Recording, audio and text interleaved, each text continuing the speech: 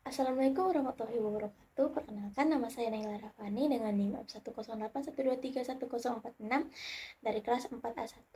Nah, kali ini saya akan membahas tentang perumusan Pancasila. Perumusan Pancasila sebagai dasar negara Indonesia berawal dari sidang pertama Badan Penyelidik Usaha-Usaha Persiapan Kemerdekaan Indonesia atau yang disingkat dengan BPUPKI yang berlangsung dari 29 Mei hingga 1 Juni 1945 yang diketuai oleh Dr. Rajiman Widyodiningrat. Nah, pada sidang pertama BPUPKI berlangsung dari 29 Mei hingga 1 Juni 1945, Dr. Rajiman Widyodiningrat meminta anggotanya untuk menyampaikan pandangan mengenai dasar negara Indonesia merdeka. Dalam sidang ini, beberapa tokoh menyampaikan gagasan mengenai rumusan dasar negara. Tokoh-tokoh tersebut yaitu Muhammad Yamin, Supomo, dan Soekarno. Nah, pada tanggal 29 Mei 1945, Muhammad Yamin menyampaikan pidato tentang konsep dan bentuk negara. Dia merumuskan 5 dasar negara, yaitu pertama, peri kebangsaan, yang kedua, peri kemanusiaan, yang ketiga, peri ketuhanan, yang keempat, peri kerakyatan, dan yang kelima, kesejahteraan rakyat. Lalu, pada 31 Mei 1945, Supomo menyampaikan pidato tentang konsep negara integralistik yang berisi yang pertama persatuan, yang kedua kekeluargaan, yang ketiga keseimbangan lahir dan batin, yang keempat musyawarah, dan kelima keadilan rakyat. Dan uh, pada 1 Juni 1945, Soekarno berpidato tentang usulan tiga nama dasar negara. Yang pertama Pancasila, yang kedua Trisila, dan keempat yang ketiga Ekasila.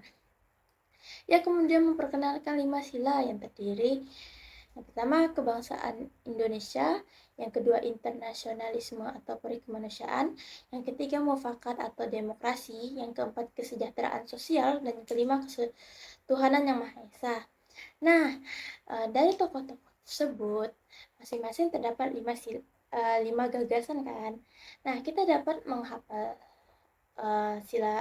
gagasan tersebut dengan cara menggunakan kantong perumus Pancasila. Nah, jadi ini saya sediakan beberapa gagasan-gagasan mereka yang saya buat tempel dengan stick. Nah, nanti gagasan-gagasan yang sesuai dengan tokoh tersebut akan dimasukkan pada kantong yang terdapat foto mereka dan nama mereka. Nah, misal kita ambil ini peri kebangsaan. Peri kebangsaan itu digagasi oleh Muhammad Yamin. Nah, jadi kita masukkan di sini. Lalu, misal selanjutnya yang selanjutnya ada internasionalisme atau peri kemanusiaan. Ini digagasi oleh Soekarno. Kita masukkan di sini. Nah, begitu juga yang peri kemanusiaan ini digagasi oleh Muhammad Yamin juga. Masukkan sini. Lalu ada pula persatuan digagasi oleh Supomo. Lalu ada peri kerakyatan oleh Muhammad Yamin.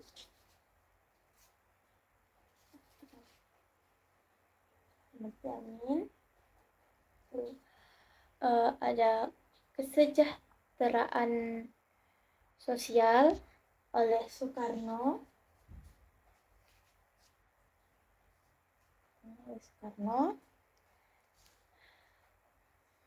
Lalu keadilan rakyat oleh Supomo. Mufakat atau demokrasi oleh Soekarno. Lalu keseimbangan lahir dan batin oleh Supomo. Lalu musyawarah oleh Sukomo. Lalu ada pula kesejahteraan rakyat oleh Muhammad Yamin juga. Lalu ada pula kekeluargaan oleh Sukomo. Nah, Sukomo sudah penuh. Lalu kebangsaan Indonesia oleh Soekarno. Lalu peri ketuhanan oleh Muhammad Yamin.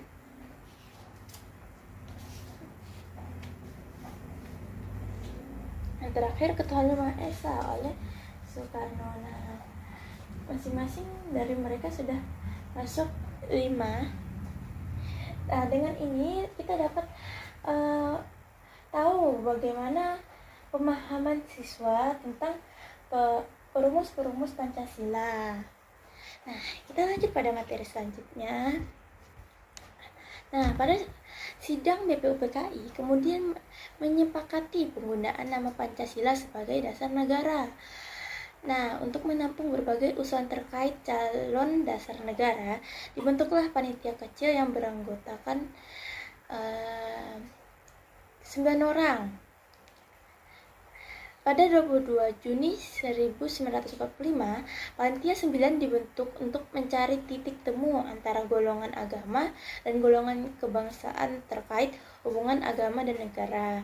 Nah, anggota panitia 9 terdiri dari Insinyur Soekarno, Dr. Andes Muhammad Hatta, Mr. A.A. Maramis, Mr. Muhammad Yamin, Ahmad Subadjo, Abi Kusno Sukroseojoso, Abdul Kahar Muzakkar, Haji Agus Salim, dan terakhir Ki Hajar Abdul Wahid Hashim. Panitia 9 menghasilkan rumusan yang disebut Piagam Jakarta yang dilaporkan pada sidang pleno BPU PKI.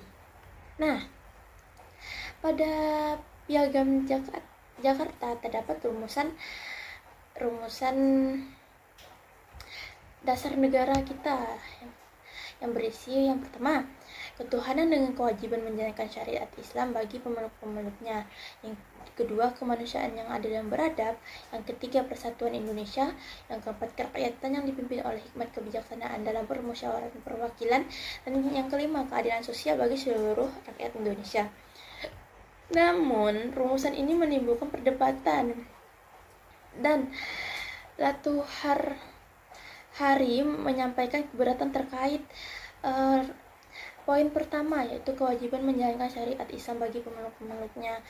Setelah melalui perdebatan pada 18 Agustus 1945, Panitia Persiapan Kemerdekaan Indonesia atau yang disingkat dengan PPKI mengesahkan Undang-Undang Dasar Negara Republik Indonesia 1945 yang di dalamnya termuat rumusan Pancasila sebagai dasar negara. Rumusan akhir dasar negara menjadi pada poin pertama diganti dengan ketuhanan yang Maha Esa. Nah, yang digunakan pada Pancasila sampai sekarang. Dan pada tanggal 1 Juni 1945 kemudian diperingati sebagai hari kelahiran Pancasila. Nah, sekian penyampaian materi dari saya ucapkan terima kasih. Wassalamualaikum warahmatullahi wabarakatuh.